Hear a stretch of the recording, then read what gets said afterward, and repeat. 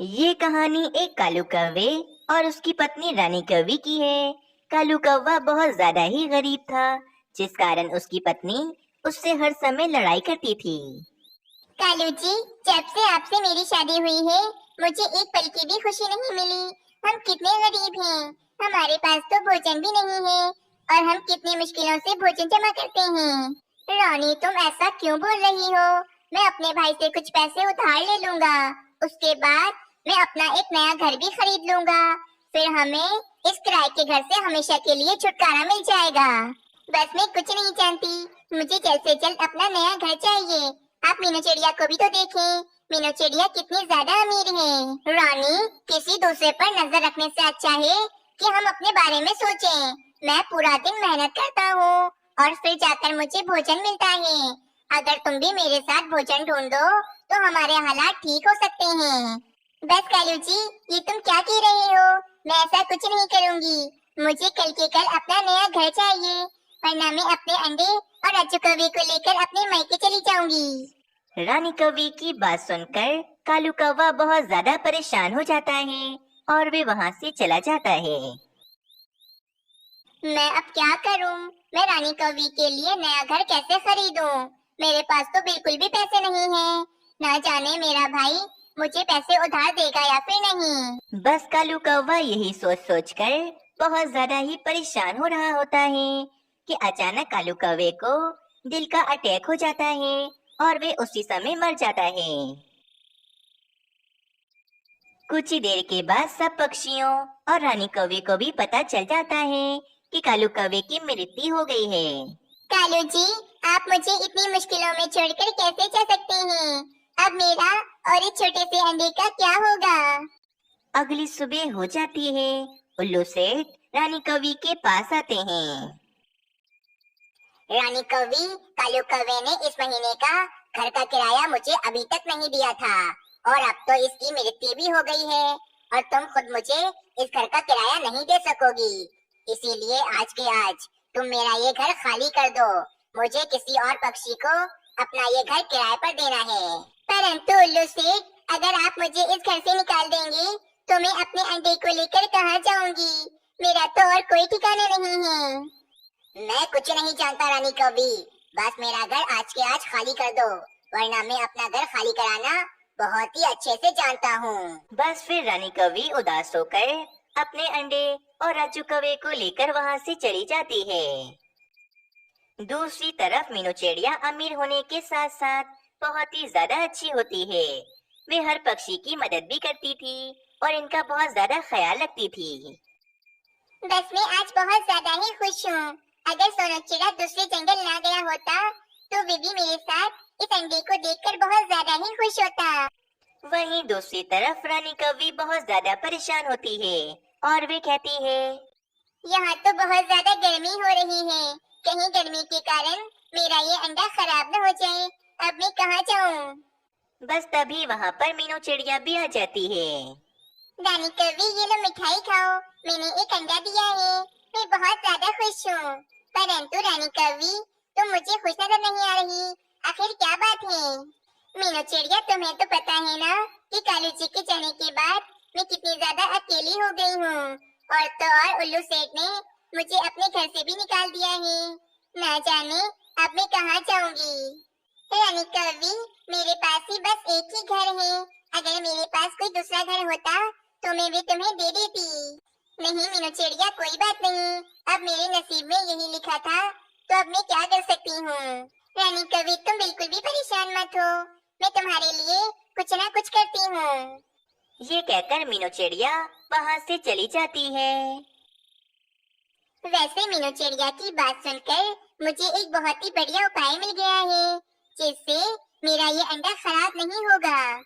रात हो जाती है। मीनू चिड़िया अपने घर में आराम से सो जाती है कि तभी वहाँ पर रानी कौवी अपना अंडा लेकर आती है। अब मैं अपना अंडा मीनू चिड़िया के अंडे से बदल दूंगी, ताकि मीनू चिड़िया मेरा अंडा अपना अंडा समझकर पाले और मीनू चिड़िया के अंडे को ले जाकर मैं कहीं तोड़कर फेंक दूंगी। बस फिर रानी कौवी अपना अंडा मीनू चिड़िया के घोंसले में रख देती है और मीनू चिड़िया का अंडा लेकर वे वहाँ से चली जाती है।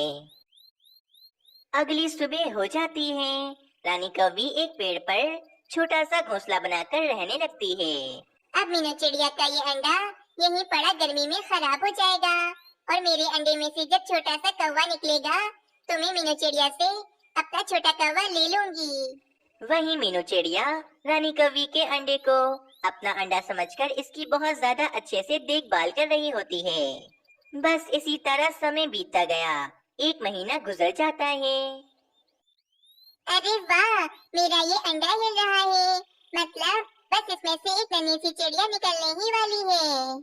बस फिर वे अंडा टूट जाता है और उस अंडे में से एक छोटा सा कौवा निकलता है। मीनू चिड़िया तो बहुत ज्यादा ही परेशान हो जाती है और कहती है, हाय रे, ये मैं क्या देख रही हूँ? मेरे इस अंडे में से तो कौवे का बच्चा निकल गया है। ये क्या हो गया? मीनू चिड़िया, कहीं तुम्हारे अंडे को किसी कौवी ने अपने अंडे से बदल तो नहीं दिया ना? नहीं नहीं जग्गू भाई, भला कोई कौवी ऐसा क्यों करेगी? मुझे तो कुछ समझ नहीं आ रहा कि आखिर ये सब क्या हो रहा है। मीनू चिड़िया, अब तुम क्या करोगी?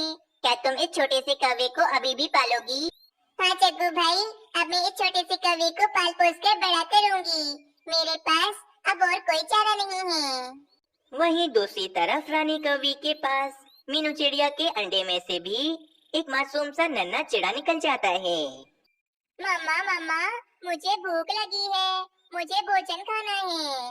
मैं तो समझ रही थी कि ये अंडा खराब हो जाएगा, परंतु इस मीनू चिड़िया के अंडे में से तो नन्हा सा चिड़ा निकल गया। अब मैं इसका क्या करूं? मम्मा, मुझे भोजन खाना है, मुझे जल्दी से भोजन ला कर दो। अरे भाई चुप करो, तुम्हें कोई भोजन नहीं मिलेगा।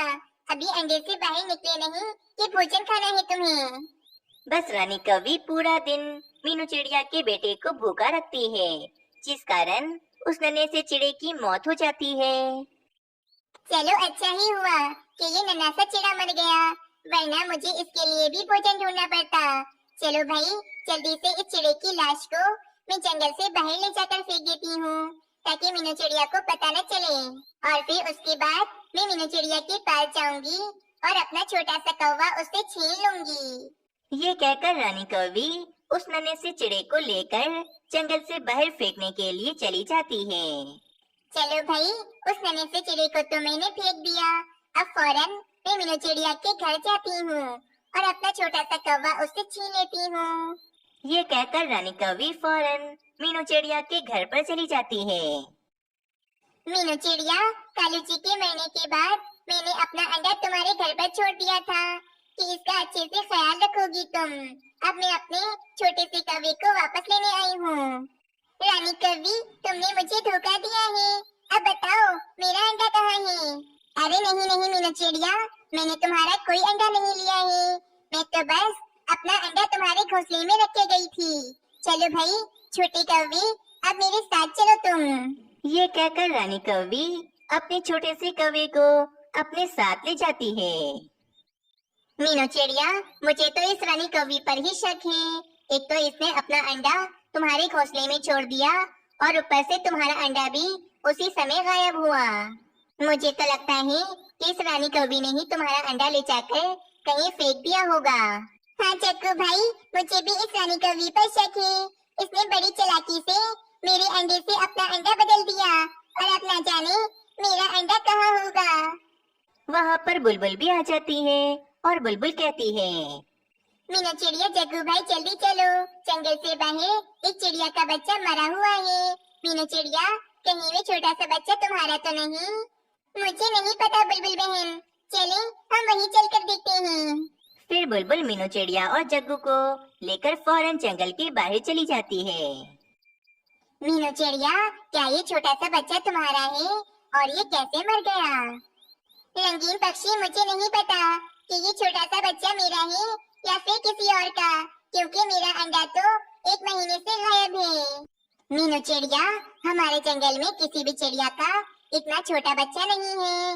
यकीनन ये छोटा सा बच्चा तुम्हारा ही है। अपने बेटे को मरा हुआ देखकर मीनू चिड़िया बहुत ज्यादा ही उदास हो जाती है। अब मैं उस रानी कौवी को नहीं छोड़ूंगी। क्योंकि ये सब कुछ उस रानी कवि ने ही किया है। मीनू चिड़िया, मेरे पास एक बहुत ही अच्छा उपाय है जिससे रानी कवि की सारी सच्चाई हमारे सामने आ जाएगी। मीनू चिड़िया जग्गू पक्षी उस नन्हे चिड़े की लाश को लेकर रानी कवि के पास चले जाते हैं। ये देखो रानी कवि, बेचारी कोमल चिड़िया का छोटा सा बच्चा गर्मी के कारण मर गया है। अरे हाँ जग्गू पक्षी, ये तो कोमल चिड़िया का ही बेटा है। कल मेरे सामने ही छोटे से बच्चे की मौत हुई थी। और कितना झूठ बोलोगी रानी कवि, शर्म आनी चाहिए तुम्हें। कोमल चिड़िया की तो अभी तक शादी भी नहीं हुई, तो इसका बेटा कहाँ से आया? ये नन्हा सा चिड़ा मेरा बेटा है जिसकी तुमने जान ले ली।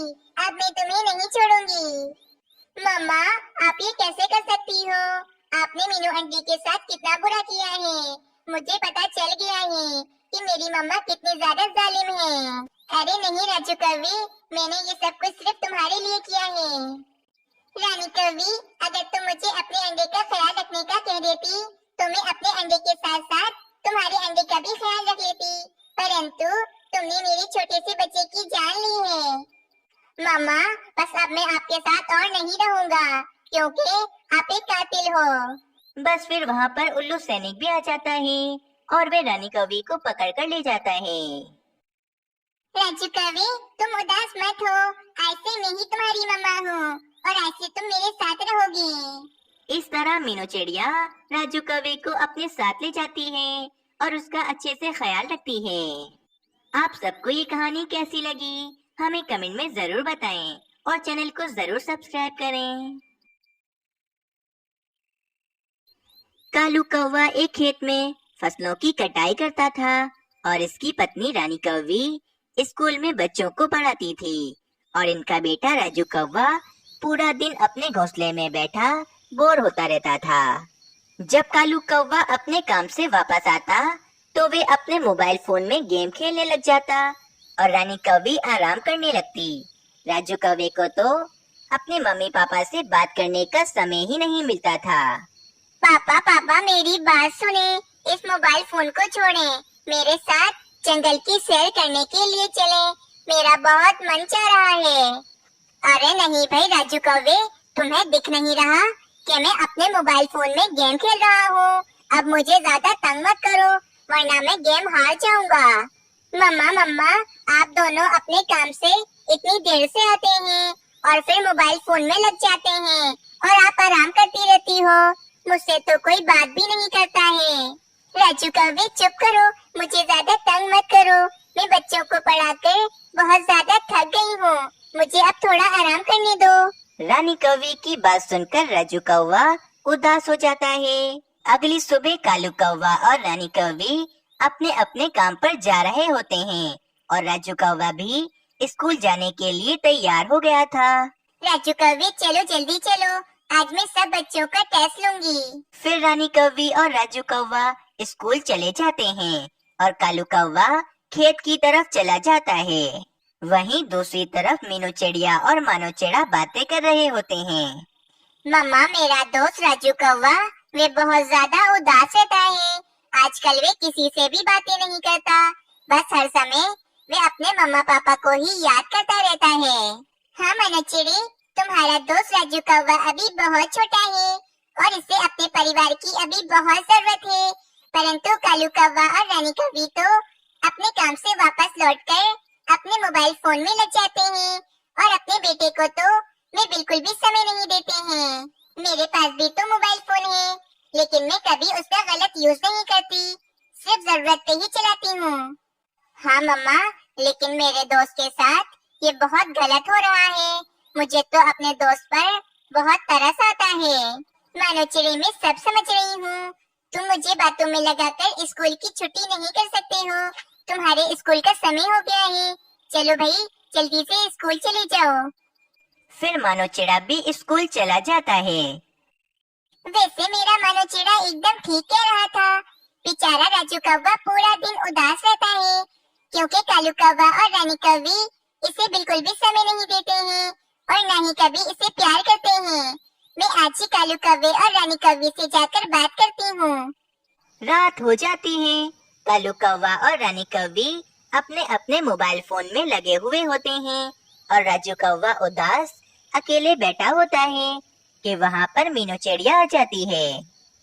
कालू कौवे, रानी कौवी, तुम दोनों को तो ये भी नहीं पता चला कि मैं तुम्हारे घर में आई हूँ। आखिर तुम दोनों क्या इतना मोबाइल में लगे रहते हो? नहीं मीनू चिड़िया, बस एक गेम खेल रहा था मैं अपने मोबाइल फोन में। कालू कौवे, रानी कौवी, तुम्हें तो ये भी नहीं पता है कि तुम्हारे बेटे राजू कौवे ने भोजन खाया है या फिर नहीं। तुम दोनों बस अपने मोबाइल फोन में ही लगे रहते हो। देखो देखो, राजू कौवे का सारा भोजन ऐसे ही रखा है, इसने अभी तक नहीं खाया है। मीनू चिड़िया, हमारा बेटा राजू कौवा अब बड़ा हो गया है और भोजन खुद खा सकता है। जब इसे भूख लगेगी तो ये खा लेगा। नहीं रानी कौवी, क्या हो गया है तुम्हें? राजू कौवा अभी बहुत छोटा है, इसे तुम दोनों की बहुत जरूरत है। तुम कहना क्या चाह रही हो मीनू चिड़िया कि हम अपने बेटे का अच्छे से ख्याल नहीं रख रहे हैं? अगर ऐसी बात होती तो राजू कौवा मुझसे खुद कहता। अच्छा भला मैं गेम खेल रहा था, पूरा गेम हरा दिया है तुमने मुझे। तुम यहाँ से चली जाओ मीनू चिड़िया। कालू कौवे और रानी कौवे की बात सुनकर मीनू चिड़िया वहाँ से चली जाती है। अगले दिन स्कूल में सभी नन्हे पक्षी बातें कर रहे होते हैं। अरे पक्षियों, आप सबको पता है कि मेरे जन्मदिन पर मेरे बाबा ने मुझे एक बहुत बड़ा केक ला कर दिया था और बड़ी धूमधाम से मेरा जन्मदिन मनाया था। मेरे मम्मा पापा मुझसे बहुत ज्यादा प्यार करते हैं। हाँ कबूतर, मेरे बाबा तो दूसरे जंगल गए हुए हैं, पर वे जब भी वापस आते हैं तो मेरे लिए ढेर सारे तोहफे लेकर आते हैं और मम्मा तो हर दिन मेरे पसंद का भोजन बनाती हैं। नन्हे पक्षियों की बात सुनकर राजू कौवा रोने लगता है। अरे राजू कौवे मेरे दोस्त, तुम रो क्यों रहे हो? नहीं मानो चिड़े, मैं रो नहीं रहा हूँ, बस ऐसे ही आँखों में आंसू आ गए हैं। राजू कौवे मुझे माफ कर दो, मुझे और कबूतर को तुम्हारे सामने ये बातें नहीं करनी चाहिए थी। सबके मम्मा पापा अच्छे हैं, बस मेरे ही मम्मा पापा अच्छे नहीं हैं। मेरे से तो वो बातें भी नहीं करते हैं, बस हर समय वे अपने मोबाइल फोन में ही लगे रहते हैं। अगले दिन राजू कौवा कालू कौवे और रानी कौवी से कहता है, मम्मा पापा, मेरा जन्मदिन आने वाला है, आप दोनों मुझे क्या तोहफा दोगे? परंतु कालू कौवा और रानी कौवी छुट्टी वाले दिन भी अपने मोबाइल फोन में लगे होते हैं और वे राजू कौवे की बात नहीं सुनते। राजू कौवे, आज छुट्टी का दिन है, जाओ जाकर तुम अपने दोस्तों के साथ खेलो। मुझे इस तरह तंग मत करो, वरना मैं गेम हार जाऊंगा। कालू जी एकदम ठीक कह रहे हैं। राजू कौवे, जाओ तुम अपने दोस्तों के साथ खेलो जाके। बेचारा राजू कौवा इस बार भी उदास होकर वहाँ से चला जाता है। दूसरी तरफ मीनू चिड़िया राजू कौवे की वजह से बहुत ज्यादा परेशान होती है। मुझसे तो राजू कौवे की उदासी देखी नहीं जाती। ना जाने कालू कौवे और रानी कौवे को इसकी उदासी नजर क्यों नहीं आती है। अगले दिन रानी कौवी स्कूल में बच्चों को पढ़ा रही होती है। बच्चों, आप सब पक्षी बड़े होकर जो भी बनना चाहते हो, वे सब आप एक पर्चे पर लिख कर लाओगे कल। अगला दिन भी आ जाता है।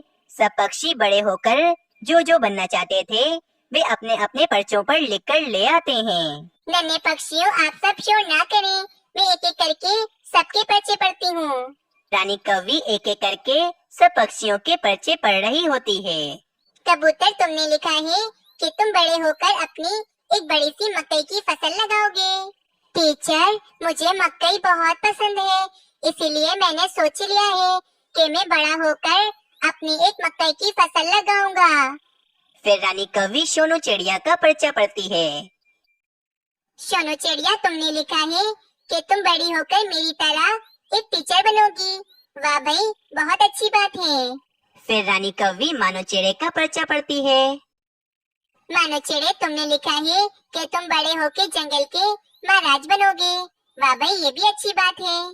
फिर रानी कौवी अपने बेटे राजू कौवे का पर्चा पढ़ने लगती है तो रानी कौवी की आंखों में आंसू आ जाते हैं। वहीं पर मीनू चिड़िया भी आ जाती है और वे रानी कौवी को रोता हुआ देख उससे पूछती है, रानी कौवी, क्या हो गया है? तुम रो क्यों रही हो?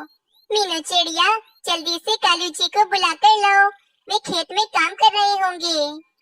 फिर मीनू चिड़िया कालू कौवे को बुलाने के लिए चली जाती है। थोड़ी देर के बाद मीनू चिड़िया कालू कौवे को बुलाकर लाती है। रानी, क्या हो गया है? तुम इतना क्यों रो रही हो? आखिर क्या बात है? कालू जी, मैंने सब नन्हे पक्षियों को कहा था कि वे बड़े होकर जो भी बनना चाहते हैं वे एक पर्चे पर लिख कर आए, परंतु हमारा बेटा राजू कौवा बड़ा होकर एक मोबाइल फोन बनना चाहता है ताकि हम दोनों इसके साथ वक्त गुजार सकें, हमेशा इसके साथ गेम खेलते रहें, कभी इसे हम जुदा न करें और हमेशा इसी के साथ खेलते रहें। राजू कौवे का पर्चा सुनकर कालू कौवा भी रोने लगता है। रानी, हमारा बेटा राजू कौवा हमें इतना याद करता है कि वे खुद ही मोबाइल फोन बनना चाहता है। हम अपने काम और मोबाइल में इतना व्यस्त थे कि हमें अपने बेटे राजू कौवे की याद ही नहीं आती थी। शुक्र है कालू कौवे कि तुम दोनों को अपनी गलती का एहसास हो गया है। तुम दोनों अब इसका अच्छे से ध्यान रखो। राजू कौवे, मुझे माफ कर दो। अब हम कभी भी मोबाइल फोन में नहीं लगेंगे। हमने इतने साल मोबाइल में समय बर्बाद करके अपने अच्छे वक्तों को खो दिया है, परंतु अब हम दोनों तुम्हारा बहुत ज्यादा ख्याल रखेंगे। कालू जी, कल राजू कौवे का जन्मदिन भी है। हम इसका जन्मदिन बहुत धूमधाम से मनाएंगे। अगले दिन कालू कौवा और रानी कौवी अपने पूरे घर को बहुत ही अच्छे से सजा देते हैं और अपने बेटे राजू कौवे का जन्मदिन बहुत ही धूमधाम से मनाते हैं। इस कहानी से हमें ये सीख मिलती है कि हमें कभी भी हर समय मोबाइल फोन में लगकर अपना वक्त बर्बाद नहीं करना चाहिए, क्योंकि हम मोबाइल फोन में लगकर अपने अच्छे वक्तों और यादों को खो रहे होते हैं।